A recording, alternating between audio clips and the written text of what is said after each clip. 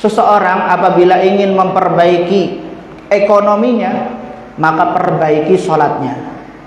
Seseorang yang ingin memperbaiki rumah tangganya, maka perbaiki sholatnya.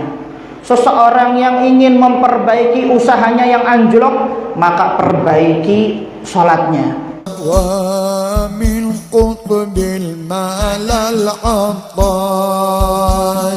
Abi Bakrin akhadhul kas wa la'at li bihil asra. Hadirnya kita di majelis yang mulia ini untuk memperbaiki keadaan kita, baik keadaan dunia maupun keadaan akhirat. Dan yang terpenting, yang paling penting adalah keadaan akhirat kita.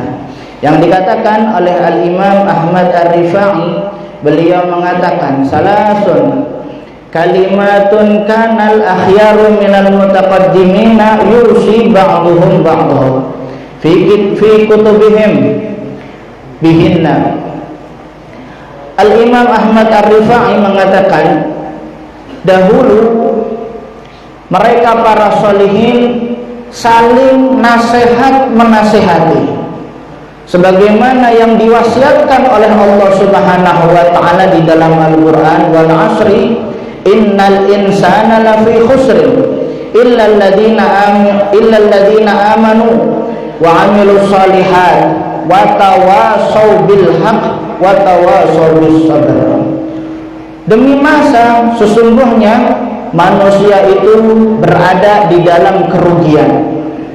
Rugi semua manusia secara umum. Sekalipun yang kaya raya, sejatinya mereka adalah orang-orang yang di dalam kerugian sesuai yang difirmankan oleh Allah Subhanahu wa taala. Namun Allah Subhanahu wa taala memberikan istisna. Allah Subhanahu wa taala memberikan pengecualian. Kecuali, kata Allah Subhanahu wa taala, kecuali illal ladzina amanu, kecuali orang-orang yang beriman kepada Allah Subhanahu wa taala, wa amilus shalihat, dan orang-orang yang mengerjakan amal-amal saleh. Cukup sampai di situ? Belum cukup sampai di situ. Bukan hanya yang beriman, bukan hanya yang beramal soleh, akan tetapi yang beriman, yang beramal soleh, dan mereka orang yang saling menasehati, yang saling memberikan wasiat, yang saling menasehati di dalam kebaikan, di dalam kebenaran, yang hak dibilang hak, yang batil dibilang batil, yang saling nasihat menasehati di dalam kebaikan, wa tawassaw bis sabr, dan yang saling nasihat menasehati di dalam kesabaran. Yang pertama, kata Imam Ahmad Ar-Rifai, 3 hal yang sering diwasiatkan oleh mereka orang-orang soleh terdahulu. Mereka mengatakan, man amila li akhiratihi kafahullahu amara dunyahu. Barang siapa yang beramal untuk kehidupan akhiratnya, maka sungguh Allah Subhanahu wa taala akan cukupi kehidupan dunianya. Kita beramal untuk akhirat, kita beramal mengerjakan sholat, kita mengerjakan puasa, kita mengerjakan sholat yang fardu, mengerjakan sholat yang sunnah, mengerjakan puasa bulan Ramadan yang baru saja kita kerjakan bulan yang lalu. Mudah-mudahan diterima oleh Allah Subhanahu wa taala amal ibadah kita, dikabulkan oleh Allah Subhanahu wa taala, diberkahi oleh Allah Subhanahu wa taala, dan mudah-mudahan dijadikan penyebab kita dimasukkan surganya Allah Subhanahu wa taala. Amin ya rabbal alamin. Barang siapa yang beramal untuk akhiratnya, hadir majelis pengajian rutinan malam Rebo, malam Selasa di majelis Ahbabul Mustafa, kemudian di majelis-majelis yang lainnya. Ada di sini alhamdulillah banyak malam Jumat ada majelisnya Al Habib Faid, bin Alwi Al-Haddad. Malam Sabtunya ada majelisnya Al-Habib Husain bin Ahmad Al-Hiyad. Malam Seninnya ada majelisnya Al-Habib Reza Al-Hamid. Malam Selasa majelis Ahbabul Mustafa Al-Habib Mahdi bin Muhammad Al-Hiyad. Malam Rabu alhamdulillah di kampung kita ini juga malam ba'dal maghribnya ada burdah di Kiai Sultan, penuh majelis.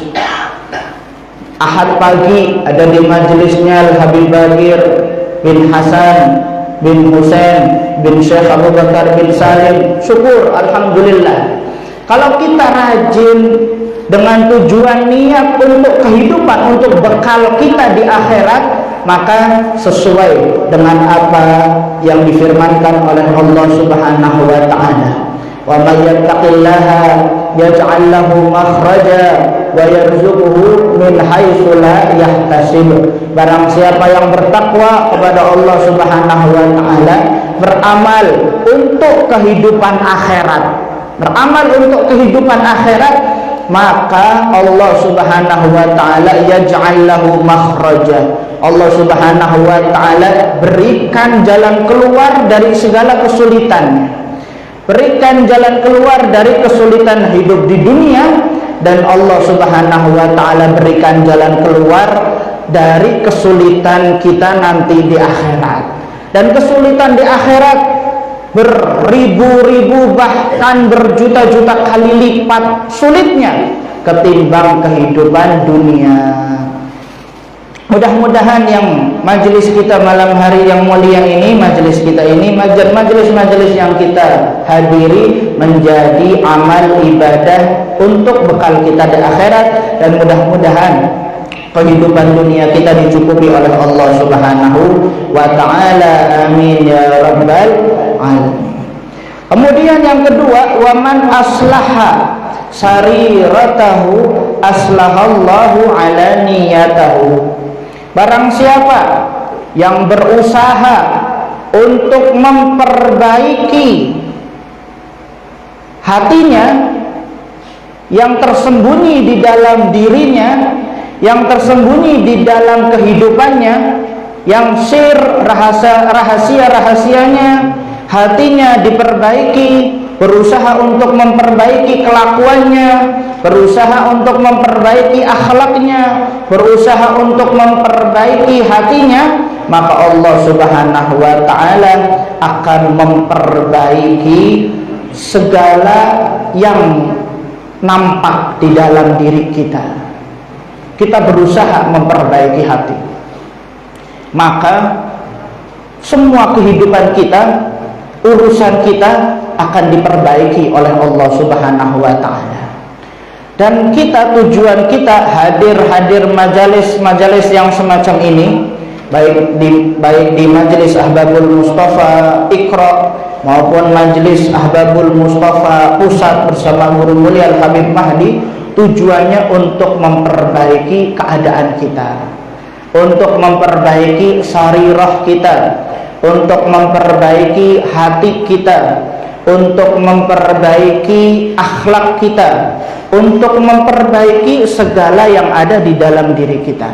Sebagaimana yang dikatakan oleh Al-Imam Fakhrul Wujud Syekh Abu Bakar bin Salim, beliau mengatakan, majalisul khair yaj'alukal khair wa in kunta min ahli syarr. Majelis-majelis yang baik akan menjadikan diri kalian, diri kita semuanya menjadi orang yang baik, baik keadaan hidupnya, baik keadaan hatinya, terlebih keadaan alaniyahnya.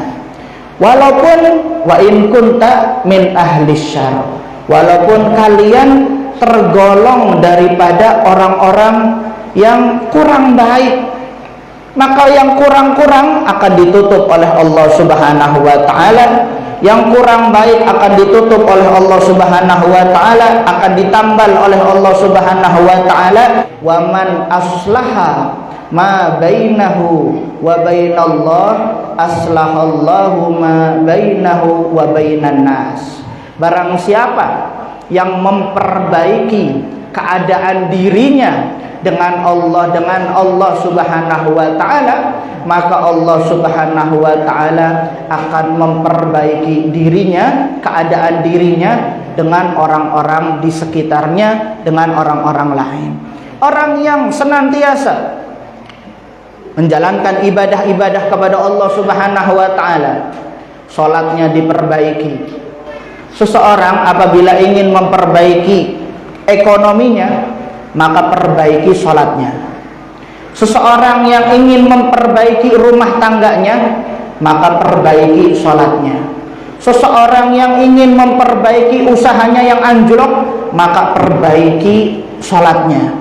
Seseorang yang ingin memperbaiki anak-anaknya supaya anak-anaknya menjadi anak-anak yang soleh, maka perbaiki salatnya. Seseorang yang ingin memperbaiki segala hal yang urusannya dengan dunia, maka perbaiki salat tersebut.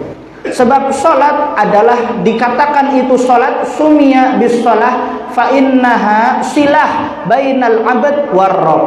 Salat itu dinamakan itu salat sebabnya salat tersebut adalah tali penghubung antara hamba dengan Allah Subhanahu wa taala, Tuhan hamba tersebut.